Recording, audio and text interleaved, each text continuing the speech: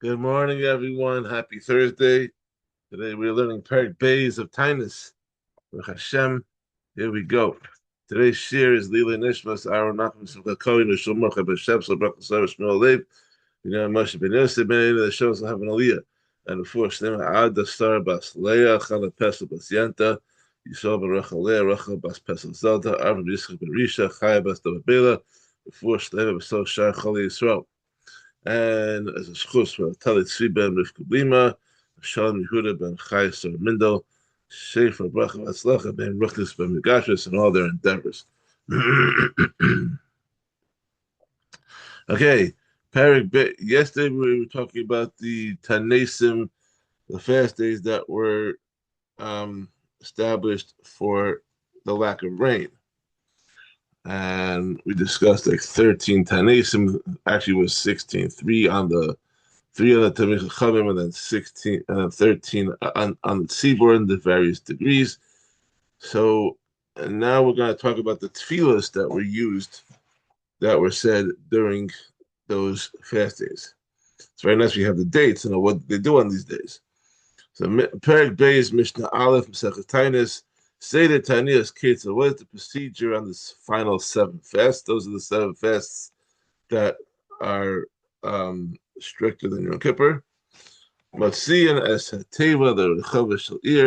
We bring the Aron from the shul out to the town square. V'nostin afar mikla al gabi Hateva of Rosh Hanasi Rosh Beis Av. Beis Avdin. Rosh Av Beistin. A little drunk here. We place ashes on the Aron, on the head of the Nasi, who's the head of the Sanhedrin, and on the head of the Beistin, who's the Nasi's deputy. So the reason why we're bringing the Aron into the square, we don't usually bring the Aron Kodesh into the street. It's not common. Usually Aron Kodesh stays in the shul. So over here, we're bringing it out into the street as if to say that by disobeying the Torah, we shamed the Aron, and it is now subject to public disgrace.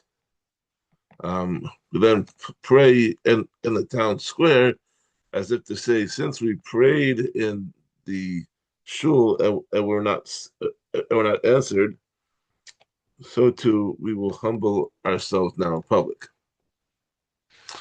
And also, back in the day, they only had like 1 or 2 shuls. We live in an area where they have multiple shuls. It could be that there's a kitrug on one person to another person that might be better than your shul. So you bring everyone into the street, you bring everyone into one big kehila, and you mevatel all of the personal agendas you have, and hopefully bring about a Yeshua. And everyone else places ashes on his own head.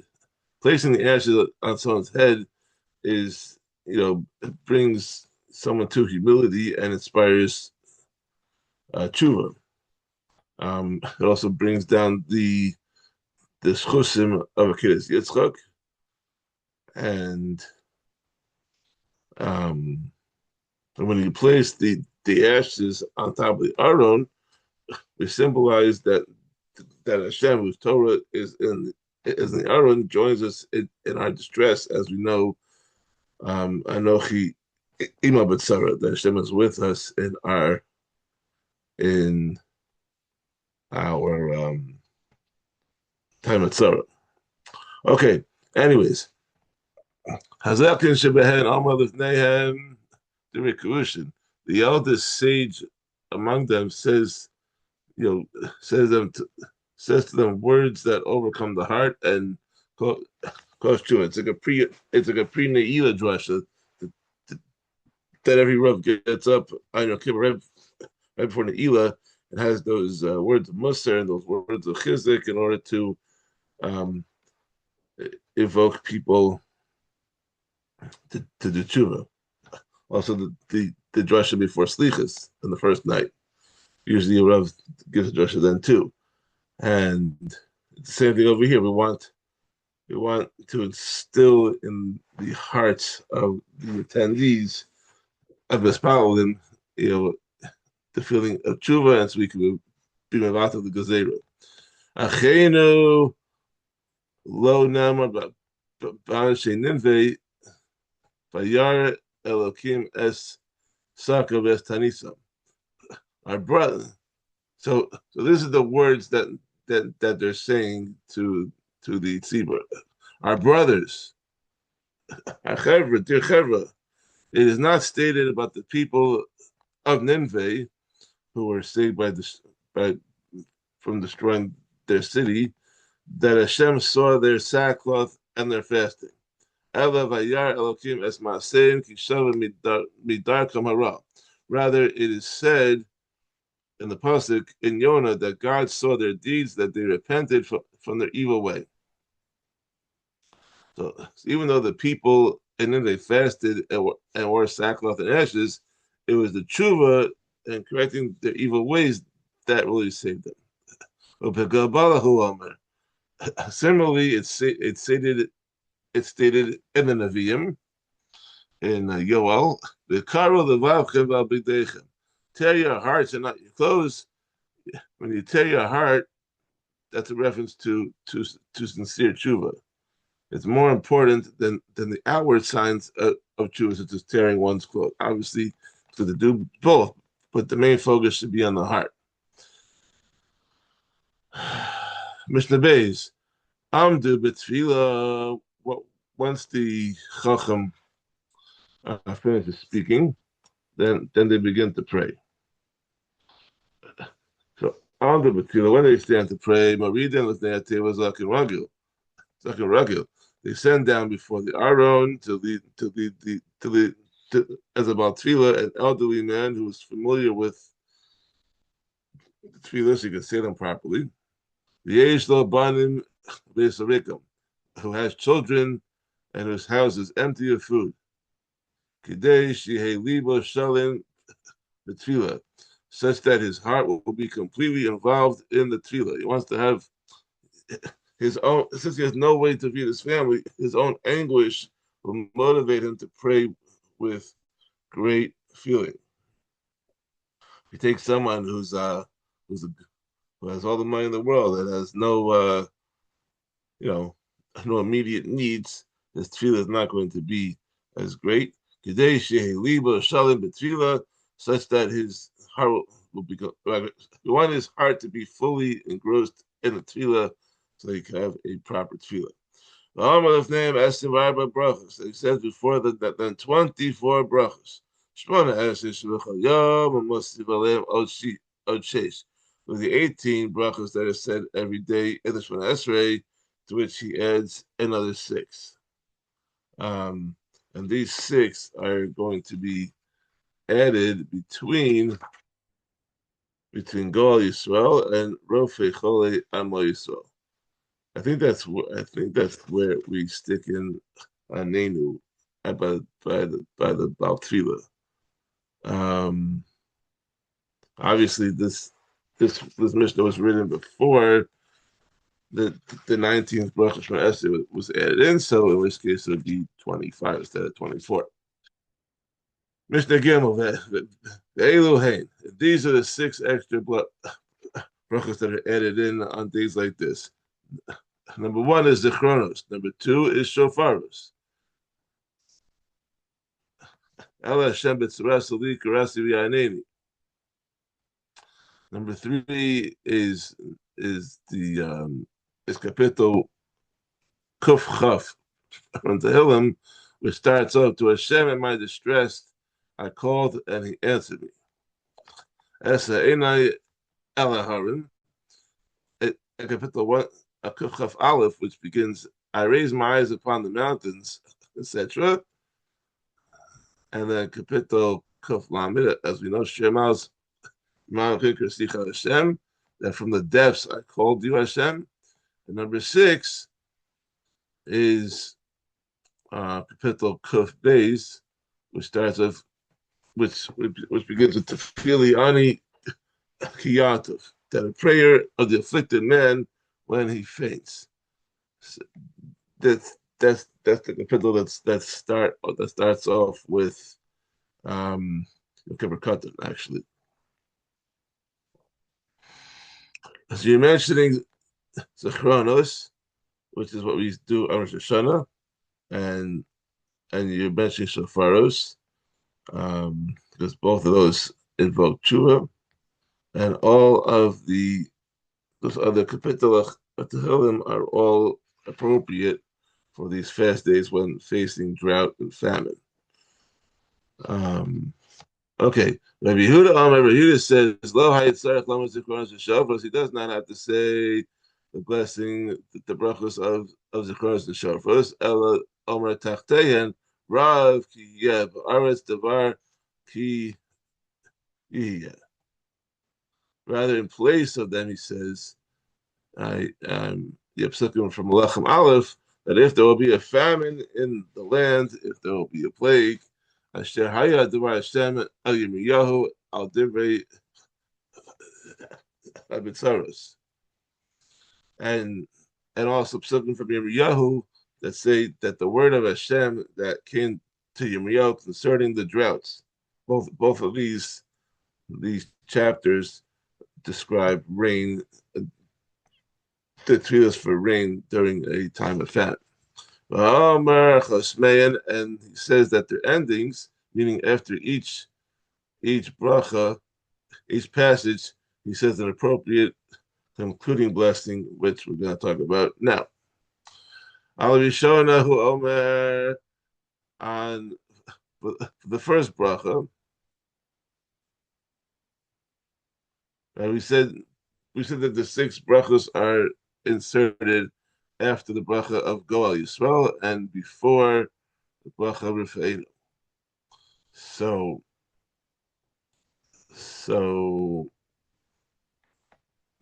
it's considered to be an extension of the bracha of Goal Yisrael. So Rishanahu Omer, for the first bracha of Goal Yisrael, he says this in conclusion. Mishan is Abraham b'Hamariya hu yana eschem yisma b'kol tzaka eschem hayom hazeh. He who answered Abraham Avinu on Hamariya, he shall answer you and listen to the source of your crying this day. Hashem Goal Yisrael. Blessed you Hashem, the Redeemer of Israel.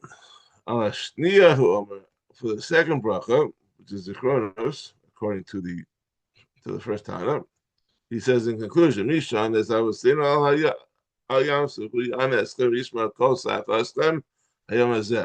he who answered our forefathers at the Red Sea, he shall answer you and listen to the sound of your crying this day.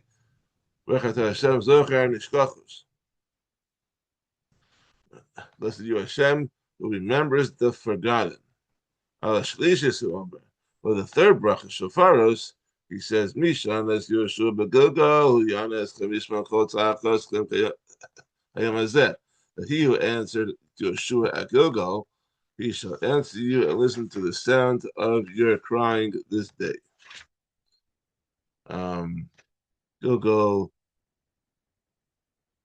Gilgal is a reference to the time that they were camped out by Gilgal, and Yeshua led an attack on Yericho, which concluded with the collapse of its walls into the ground, and that was done through the shofar. The end of that bracha is Baruch Atah Hashem Shemei Torah. Blessed you Hashem, who listens to the cry of the shofar. Al Revius who Omer. For the fourth bracha, he says, Mishana es Shmuel b'mitzpeh hu yana es chamishma b'kol tzachos yom hazeh. He who answered Shmuel at mitzpeh, he shall answer you and listen to the sound of your crying this day. Blessed you Hashem, who listens to crying. Al chamishis hu Omer. For the fifth bracha, he says, Mishana es el yavahar karmel hu yana es chamishma b'kol tzachos. He who answered Eliyahu on on Har Carmel. He shall answer you and listen to the sound of your crying this day. Blessed you Hashem, who listens to tefillah. Al Ashish who Omer. For the sixth brach, he says, Mishana is Yana Bimei Adaga, who Yana es Chavishma Kol Sachas Kam Yamazeh. He who answered Yonah from the belly of the fish, he shall answer you and listen to the sound of your crying this day. Blessed you Hashem, who answers in time of distress. For the seventh bracha, he says, Mishana is David Shlomo ben Av Yerushalayim, who Yanes Chamis Makol Tzach Laskam Hayom Hazeh. He who answered David and Shlomo his son in Yerushalayim, he shall answer you and listen to the sound of your crying this day. Baruch atah Hashem, Hamerachim al haaretz. Blessed you Hashem, who has mercy on the land. David Shlomo davened for Israel to be spared from a famine, and Hashem answered their tefillas, and that's why we would say Kapitel Kuf Beis over here, which describes the effects of that famine. Mishnah Hay. So we learned in Brachos, I think it was in Brachos, back a few months ago, that when a bracha was said in the Beis Hamikdash, instead of saying Amen, they would answer. The would say Baruch Shem Kol Malchus Al Yolam. So this minig was followed in certain communities on fast days. Ordinarily, you say a bracha and you answer Amen with a couple of exceptions. So Mishnah Ma'aseh b'yemei Rabbi Chalavta Rabbi Chanina ben Tradian she'avar echad l'nei hateva. It once happened in the days of Chalafta, Rabbi Chanina ben Tradian, that someone went before the Aron to lead the tefillas on Taanis. The Gamar is a bracha kula, and he completed the entire first blessing, first bracha, namely Goal Yisrael, as we described above. Below, Anu Achar Amen. The Tzibur did not respond to it by saying Amen. Rather, they said Baruch Shem Kol Malchus Al Yolam. Taku Hakohanim to Taku. The Gabbai of the shul then announced, sound the Tekiah Kohanim, sound the Tekiah.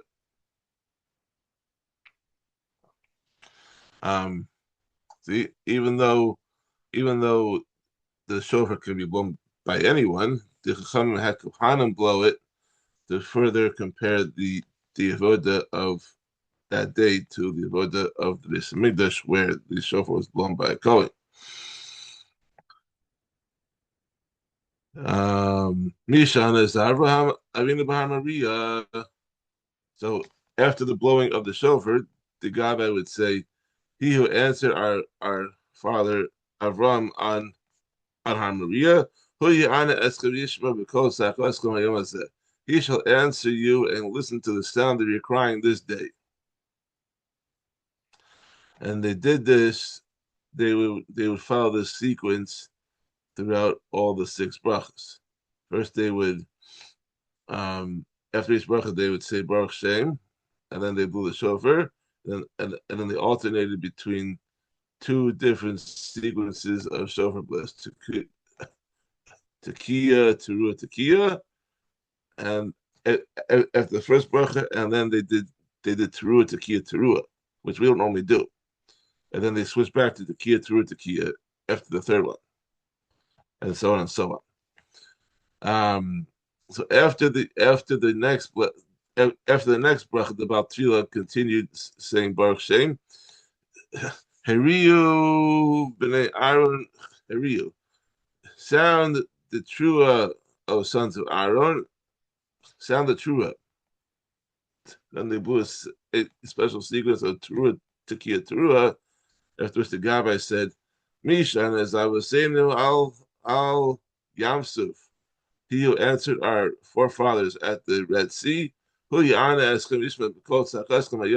shall answer you and listen to the sound of your crying this day. And this was done on all the fast days like this. Because when this matter came before the Chachamim, they said, "Lo hainogin kain ela b'shar hamisav over higher bias." We did not have this custom of responding to brachos with Baruch Shem Kol Malchus Le'avod, except when davening at the eastern gate of the Beis Mikdash and on the Har Bias. Everywhere else, we respond to brachos only with amen. Therefore, no, because that was done in the Beis Mikdash, because the Beis Mikdash, the brachos were said with Yud Vavke spelled out and pronounced as it's written. We don't pronounce it as it's written. We pronounce it as Al Dal Nun Yud. It's written Yud Vavke, but we pronounce it Al Dal Nun Yud, and therefore we do not say Baruch Shem after the brachos. Rather, we say just Amen, because you would say Baruch Hashem if you're actually pronouncing the Shem Yud Vavke as it is written. Mishnah Vav. Okay. So as we know, there were 24 mishmaros, and each mishmar would take turn. There are 24 mishmaros of Kohanim and Levites, and they would take turns serving in the Beis Mikdash with each mishmar serving for a week at a time. And then, so now we're going to talk about how the Kohanim of that week's mishmar and that day's base of observed the fasts for rain. Sholosh Taniyos Harishonos, on the first set of 3 fasts, that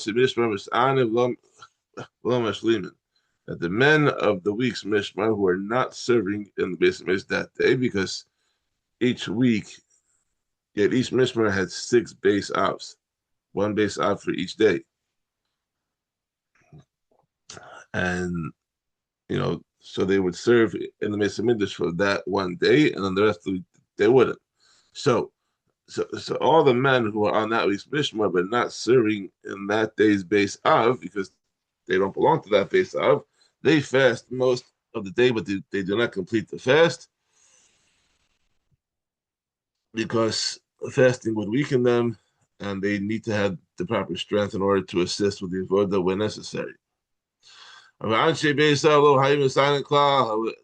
The men of the base av who are on duty that day do not fast at all, because they must retain their strength for the avodah.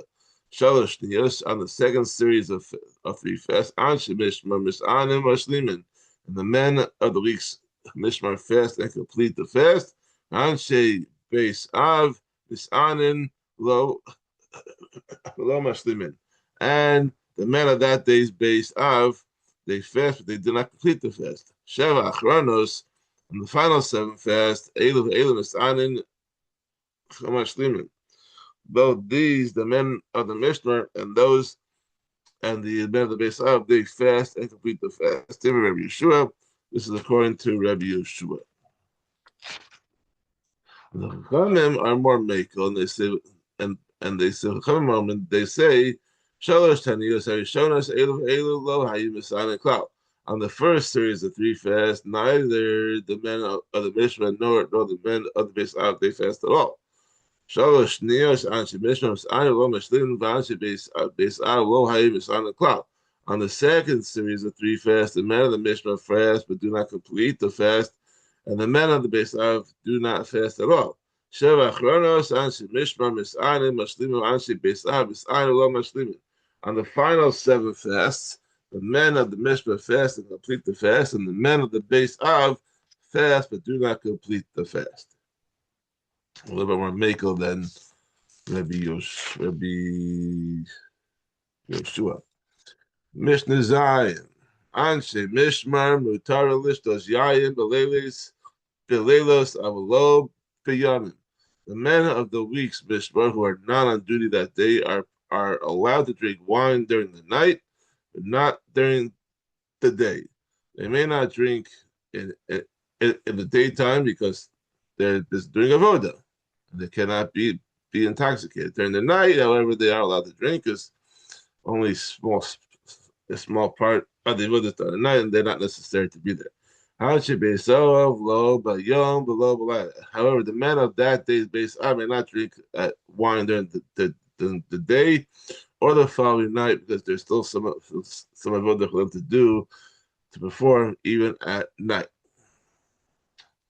Okay, now in addition to the 24 mishmaros of Kahuna, there were 24 groups of non-Kohanim called the Ma'amados, literally, stationed.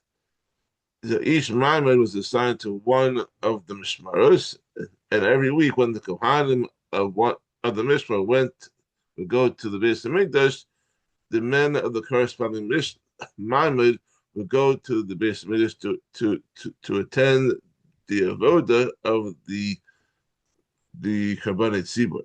They wouldn't actually do it because they're not Kohanim, but they would be there. So here are some of the rules that the Chachamim decreed in order, for the men who are in the acting mishmar and of the mishmar and of the acting ma'amad. Anshe mishmar, anshe ma'amad, assume the saper, the chabis. The men of the mishmar and the men of the ma'amad are usher to cut their hair and to launder their clothes during the week of their service. These were usher once the week had begun to ensure that they would clean themselves properly before they came to the mikdash.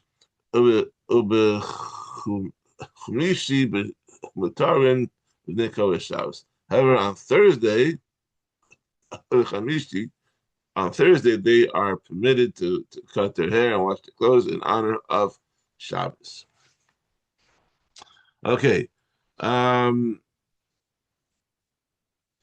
The next three Mishnayos discuss days when fasting is usher.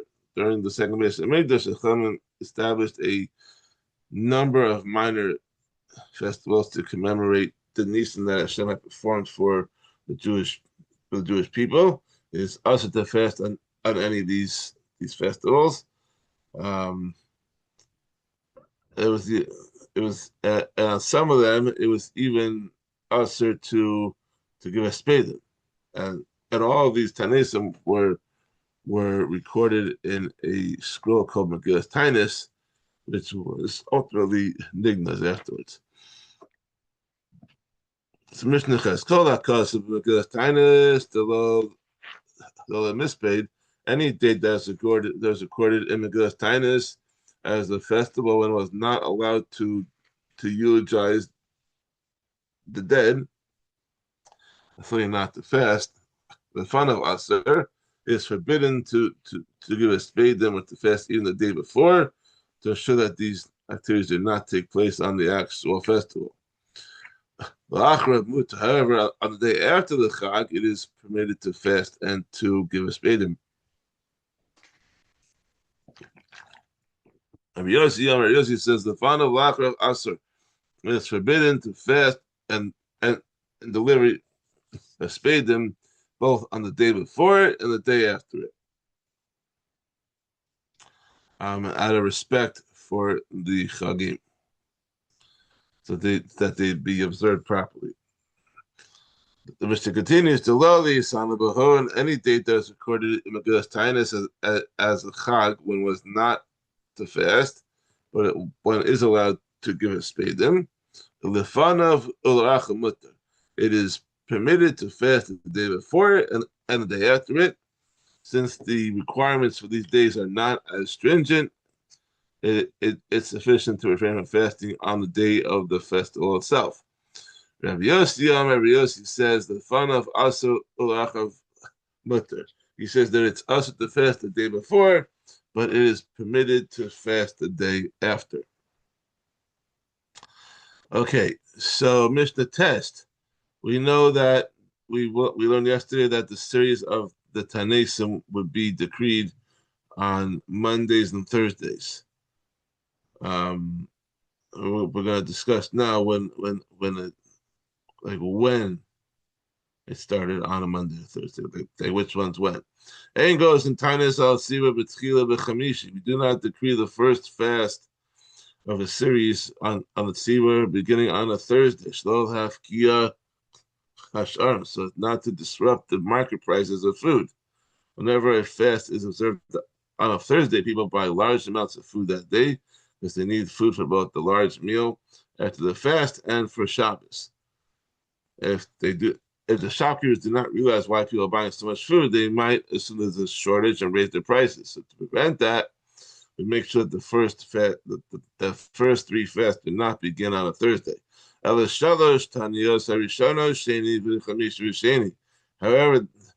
the first three Taanis begin on a Monday and follow Monday, Thursday, Monday. Since the Thursday is the second fast, then the shopkeepers will not suspect a food shortage because they know that a series of fasts have been declared. The Shalosh Nios, Chamishi, Sheni, Chamishi. The second series of three fasts, however, can begin on Thursday, and it continues because the first one was Monday, Thursday, Monday, and then the second set is then Thursday, Monday, Thursday, continuing with in the calendar sequence. Yossi says, "Kishem she'en harishonas b'chamishi kach lo shniyos lo achronos." Just as the first series of fasts may not begin on a Thursday, so too the second series of three fasts and the final series of seven fasts may not begin on a Thursday.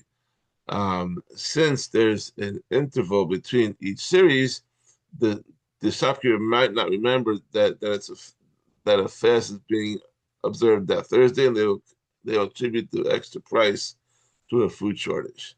You always want to start it on Monday. Mishnah Yud. And goes in Taanis al Atziba Rosh Chodesh v'Chanukah u'Purim. We may not decree a fast on the tzibah that will fall on Rosh Chodesh, on Chanukah, or Purim, because these are fasted days and it is usher to fast. However, if the tzibah had already begun to observe a series of fasts, and one of the fasts fell on one of these dates, they fast on that day and they do not interrupt the series. This is according to Rabbi Gamliel. Rabbi Meir said to him, Ahal Pish Amar Gamliel Ein Masikin.